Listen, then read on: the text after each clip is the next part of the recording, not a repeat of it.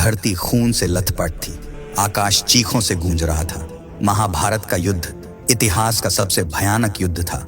ऐसे योद्धा जिनके क्रोध ने धरती को हिलाकर रख दिया, जिनके युद्ध कौशल ने देवताओं को भी दंग कर दिया, जिनकी कहानियां रोंगटे खड़े कर देती हैं। आज हम इस नए वीडियो में आपको महाभारत के 10 सबसे महान योद्धाओं से परिचित कराएंगे। ये योद्धा अपनी वीरता, शक्ति और युद्ध कौशल के लिए प्रसिद्ध थे और इनमें से कुछ तो देवताओं को भी परास्त करने की क्षमता रखते थे। नंबर 10, अर्जुन का पुत्र अभिमन्यु 16 साल का ही था, परंतु युद्ध कौशल में दिग्गजों को भी मात देता था। अभिमन्यु की सबसे बड़ी वीरता थी चक्रव्यूह को तोड़ना। यह एक जटिल युद्ध रचना थी जिससे बाहर निकलना लगभग असंभव माना जाता था। उसने कई प्रसिद्ध योद्धाओं को युद्ध में पराजित किया, जिनमें दुर्योधन का पुत्र लक्ष्मण और कौरव सेना के अनेक महारथी शामिल थे। हालांकि नियति कुछ और ही मंजूर था। युद्ध के दौरान अभिमन्यु अकेला पड़ गया, उसके सारथी और घोड़े मारे गए, उसका धनुष टूट गया। निहत्थे होने के बावजूद उसने हार नहीं मानी। उसने टूटे रथ के पहिए को हथियार बनाकर लड़ना जारी रखा। कौरवों के 6 महारथियों द्रोणाचार्य, कर्ण, कृपाचार्य, कृतवर्मा, अश्वत्थामा और शकुनि ने मिलकर धर्म युद्ध के नियमों का उल्लंघन करते हुए अभिमन्यु पर आक्रमण किया और उसे वीरगति प्राप्त हुई। यही उसकी अमर कहानी है। उसकी वीरता की कहानी युगों युगों तक याद की जाएगी। नंबर 9, सात्यकी। महाभारत के रण में जहां भीष्म, अर्जुन, कर्ण जैसे नाम युद्ध के पर्याय बन गए, वहीं कुछ ऐसे योद्धा भी थे जिनकी वीरता को इतिहास के पन्नों में उतना स्थान नहीं मिला। ऐसे ही एक अविस्मरणीय योद्धा थे यादव कुल के सात्यकी। उन्होंने शस्त्रों का ज्ञान अर्जुन से प्राप्त किया था। सात्यकी एक बेहतरीन तलवारबाज भी थे। उन्होंने शकुनि को 2 बार पराजित किया और जब द्रोणाचार्य युधिष्ठिर को मारने के लिए आगे बढ़ रहे थे तो सात्यकी ने ही काफी लंबे समय तक गुरु द्रोण को रोके रखा था। उन्होंने अर्जुन की सहायता करते हुए जयद्रथ वध में भी महत्वपूर्ण भूमिका निभाई। सात्यकी ने पांडव सेना के सेनापति धृष्टद्युम्न की भी जान कई बार बचाई थी। युद्ध के दौरान उन्होंने भूरिश्रवा को मार गिराया, जिसके बाद उन्हें काफी आलोचना भी मिली। सात्यकी उन कुछ चुनिंदा योद्धाओं में से थे जो युद्ध के बाद जीवित बचे, और यहाँ तक कि अर्जुन तो सात्यकी को अपने समान योद्धा मानते थे। नंबर 8, भगदत्त। नरकासुर के पुत्र, प्रागज्योतिष के राजा भगदत्त अपने विशालकाय हाथी सुप्रतिका पर सवार होकर युद्ध भूमि में उतरते थे।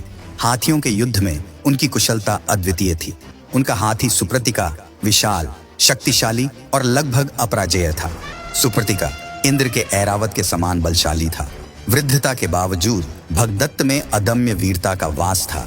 कुरुक्षेत्र युद्ध में वे सबसे वरिष्ठ योद्धाओं में से एक थे, शायद भीष्म और द्रोणाचार्य से भी अधिक। उनका सामर्थ्य ऐसा था कि वे भीम और घटोत्कच जैसे शक्तिशाली योद्धाओं को भी परास्त कर सकते थे। उनके पास एक अमोघ अस्त्र था जिसे स्वयं भगवान विष्णु ने उन्हें प्रदान किया था, वैष्णव अस्त्र। यह अस्त्र अपनी दिव्य शक्ति के कारण किसी भी लक्ष्य को भस्म कर सकता था। भगदत्त ने इस अस्त्र का प्रयोग अर्जुन के विरुद्ध किया, परंतु भगवान कृष्ण ने अपने चमत्कार से इस अस्त्र को माला में बदल दिया। नंबर 7, घटोत्कच। घटोत्कच भीम और राक्षसी हिडिंबा का बेटा था। उसकी मां के कारण वह आधा राक्षस था, जिससे उसे कई मायावी शक्तियां मिली थीं। वह उड़ सकता था, अपना रूप छोटा या बड़ा कर सकता था और अदृश्य भी हो सकता था। उसने कई राक्षसों को मारा, जिनमें अलम्बुशा और बहुत सारे विशालकाय असुर भी शामिल थे। दुर्योधन ने कर्ण से घटोत्कच को मारने की गुहार लगाई, क्योंकि घटोत्कच के हमलों से पूरी कौरव सेना नाश के कगार पर पहुंच चुकी थी। कर्ण के पास भगवान इंद्र द्वारा दिया गया वासुकी शक्ति नाम का दिव्य अस्त्र था, लेकिन वह इसे सिर्फ एक बार ही इस्तेमाल कर सकता था और कर्ण इसे अपने प्रतिद्वंदी अर्जुन के लिए बचा कर रखना चाहता था। मगर दुर्योधन को मना नहीं कर पाने के कारण कर्ण ने वासुकी शक्ति का इस्तेमाल करके घटोत्कच को मार डाला। ऐसा कहा जाता है कि जब घटोत्कच को लगा कि वह मरने वाला है तो उसने बहुत बड़ा रूप धारण कर लिया। उसका विशाल शरीर गिरने पर कौरव सेना की एक अक्षौहिणी सैन्य दल उसके नीचे दबकर मर गई। घटोत्कच के मरने पर भगवान कृष्ण खुश थे, क्योंकि अब कर्ण के पास अर्जुन के खिलाफ इस्तेमाल करने के लिए वासुकी शक्ति नहीं बची थी। नंबर 5, भीम। वायु देवता ने कुंती और पांडु को पुत्र प्रदान किया और भीम का जन्म हुआ। 10,000 हाथियों के बल से समृद्ध उसकी गर्जना युद्ध भूमि पर कंपन पैदा कर देती थी। गदा युद्ध में वह दुनिया के सबसे बेहतरीन और कुशल योद्धाओं में से एक था और साथ ही एक महान पहलवान भी था। भीम को कृपाचार्य और द्रोणाचार्य ने शिक्षा दी थी। बचपन से ही भीम की कौरव, खासकर दुर्योधन के साथ दुश्मनी चलती थी। द्रोणाचार्य और कृपाचार्य के मार्गदर्शन में वह एक अजेय योद्धा बन चुका था, जिसके रौद्र रूप से खलनायकों के रोंगटे खड़े हो जाते थे। उसने हिडिंबा और बकासुर जैसे कई राक्षसों का वध किया। जरासंध, मगध का शक्तिशाली राजा, अपनी अत्यधिक शक्ति के लिए जाना जाता था। भीम ने जरासंध को कुश्ती में पराजित किया और उसे बीच से फाड़कर मार डाला। किचक द्रौपदी को परेशान करने का प्रयास करता था। भीम ने उसे फर्श पर पटक पटक की मार डाला। कुरुक्षेत्र युद्ध में भीम ने 100 के 100 कौरव भाइयों को मार डाला।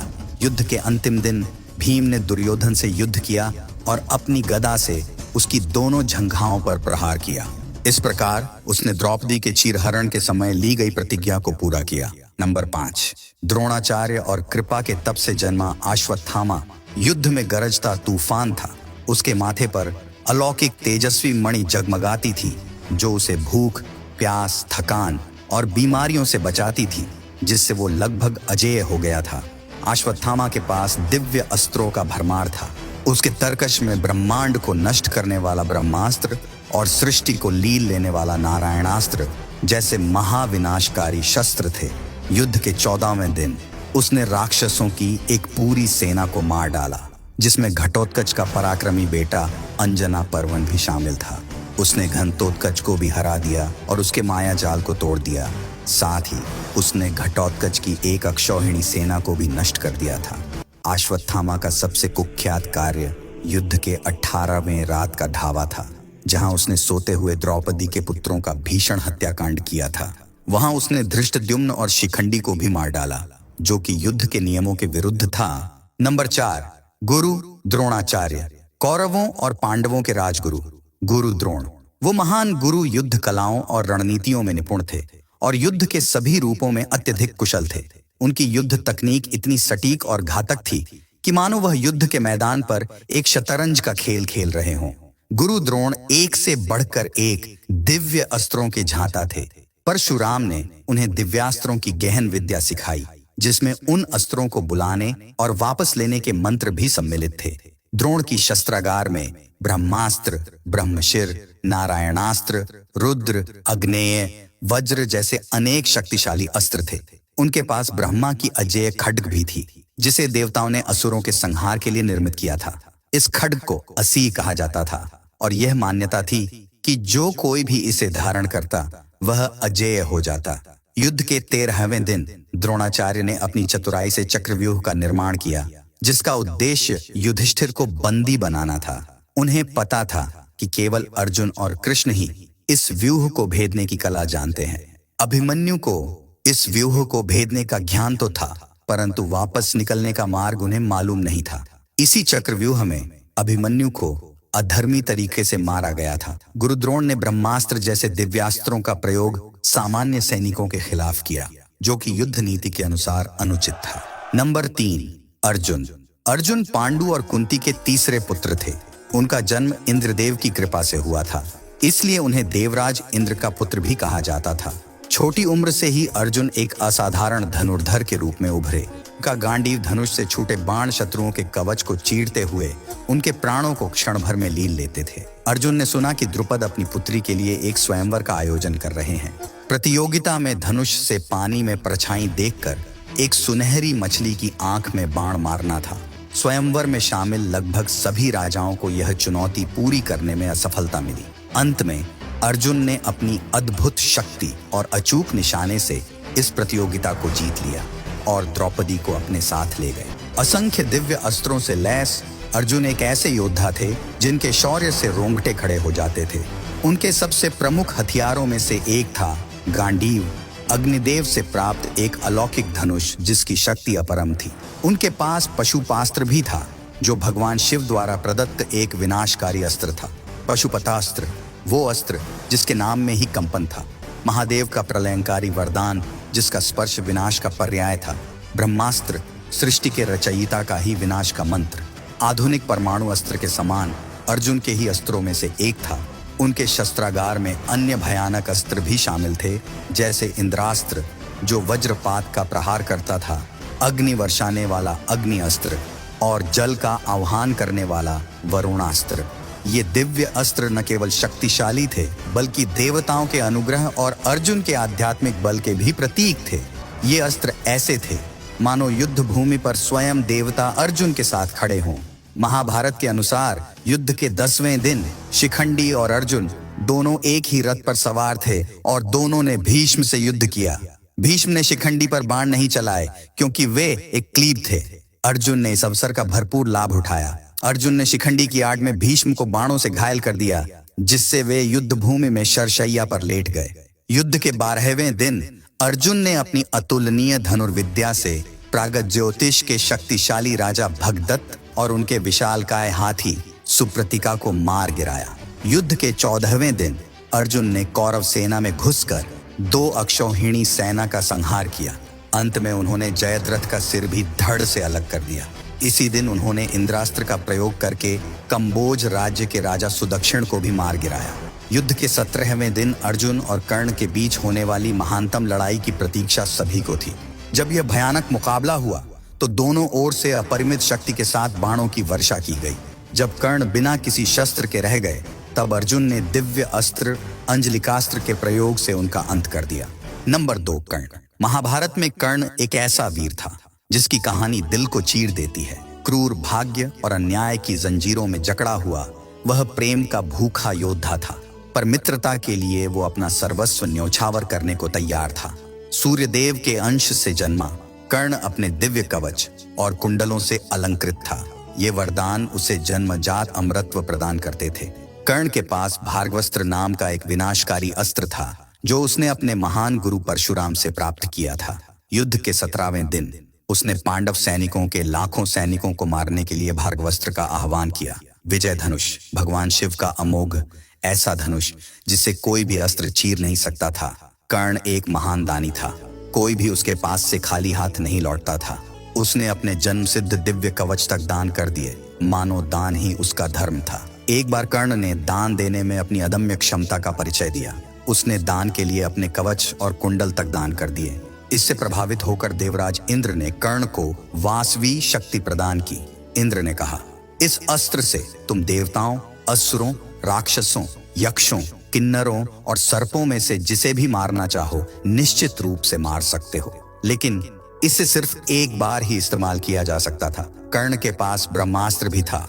हालांकि विडंबना यह थी कि कर्ण को अपने गुरु परशुराम जी का श्राप था। श्राप के कारण युद्ध के निर्णायक क्षण में जब उन्हें ब्रह्मास्त्र की सबसे ज्यादा जरूरत होगी तो वे इसके मंत्र भूल जाएंगे। अर्जुन के साथ अपने अंतिम युद्ध में खून सूख चुका था, बदन तीरों से छलनी था, मानो भाग्य के सारे तीर एक साथ उस पर बरस रहे हों। रथ कीचड़ में धंसा हुआ था, मानो युद्ध भूमि खुद ही उनका साथ छोड़ रही हो। उन्होंने ब्रह्मास्त्र का प्रयोग करने का प्रयास किया, लेकिन परशुराम जी के श्राप के कारण वे इसके मंत्र को भूल चुके थे। वासवी शक्ति भी घटोत्कच पर खर्च हो चुकी थी। ऐसा लग रहा था मानो भाग्य उनका मजाक उड़ा रहा हो। जब वे रथ का पहिया निकालने के लिए नीचे उतरे तो उन्होंने युद्ध रोकने के लिए अर्जुन से निवेदन किया। युद्ध के नियमों के अनुसार ऐसा करना सही नहीं था, लेकिन कृष्ण ने अर्जुन को युद्ध जारी रखने के लिए प्रेरित किया। उन्होंने तर्क दिया कि कर्ण ने पहले ही युद्ध के नियमों को तोड़ दिया था जब उन्होंने अभिमन्यु वध किया था। नंबर 1, भीष्म। भीष्म पितामह के नाम से पूज्य गंगापुत्र, जिन्होंने अपने पिता के सुख के लिए जन्म सिद्ध सिंहासन को ठुकरा दिया और आजीवन ब्रह्मचर्य का व्रत लेकर अग्नि की तरह तपते रहे। इस अद्वितीय त्याग के कारण उन्हें भीष्म की उपाधि मिली और साथ ही अपने पिता शांतनु से उन्हें वह वरदान प्राप्त हुआ। उन्हें इच्छा मृत्यु का वर भी मिला, यानी उनकी मृत्यु का समय उनके ही इशारों पर नाचता था। भीष्म और परशुराम की लड़ाई महाभारत की एक प्रमुख घटनाओं में से एक है। एक भयंकर युद्ध छिड़ा। भीष्म अपनी प्रतिज्ञा की धार पर अडिग वज्र की तरह खड़े रहे। 23 दिनों तक युद्ध गर्जा, दिव्य शस्त्रों का प्रलय बरसाता रहा। गंगा ने उन्हें रोकने की कोशिश की, लेकिन असफल रही। युद्ध के 24वें दिन भीष्म ने परशुराम के खिलाफ प्राशस्त्र का इस्तेमाल करने का प्रयास किया, लेकिन दिव्य अर्षि नारद और देवताओं ने हस्तक्षेप किया और विनाशकारी शस्त्रों के इस्तेमाल पर चिंता व्यक्त की। कुरुक्षेत्र के महारण में कौरव सेनापति के रूप में भीष्म खुद युद्ध नहीं बल्कि विनाश का पर्याय बन गए। 5 पीढ़ियों को पार कर चुके वृद्ध भीष्म उस युद्ध में ऐसे लड़े मानो युद्ध का देवता खुद युद्ध भूमि पर अवतरित हो। हर रोज 10,000 सैनिकों और 1,000 रथों को रौंदते हुए वे आगे बढ़ते रहे। युद्ध से पहले कृष्ण ने वचन दिया था कि वे हथियार नहीं उठाएंगे, मगर भीष्म का रौद्र रूप देख अर्जुन भी विचलित हो उठे। एक बिंदु पर जब अर्जुन असहाय हो गया और मृत्यु के खतरे का सामना कर रहा था, कृष्ण युद्ध क्षेत्र में कूद पड़े और भीष्म पर रथ का पहिया फेंकने के लिए दौड़े। भीष्म वो वीर थे जिसने भगवान को भी अपना वचन तोड़ने पर विवश कर दिया। 10वें दिन के युद्ध में अर्जुन शिखंडी के सारथी बनकर उनके साथ गए। दोनों मिलकर भीष्म से लड़ने गए। भीष्म पितामह ने स्त्रियों पर शस्त्र न उठाने की प्रतिज्ञा ली थी। जब उन्होंने शिखंडी को देखा तो स्त्री समझकर उन्होंने अपने हथियार रख दिए। इस मौके का फायदा उठाकर अर्जुन ने शिखंडी को अपनी ढाल बनाकर भीष्म पर बाणों की वर्षा कर दी। भीष्म पितामह लड़ाई न कर पाए और अर्जुन के बाणों से छलनी होकर बाणों की शैया पर लेट गए।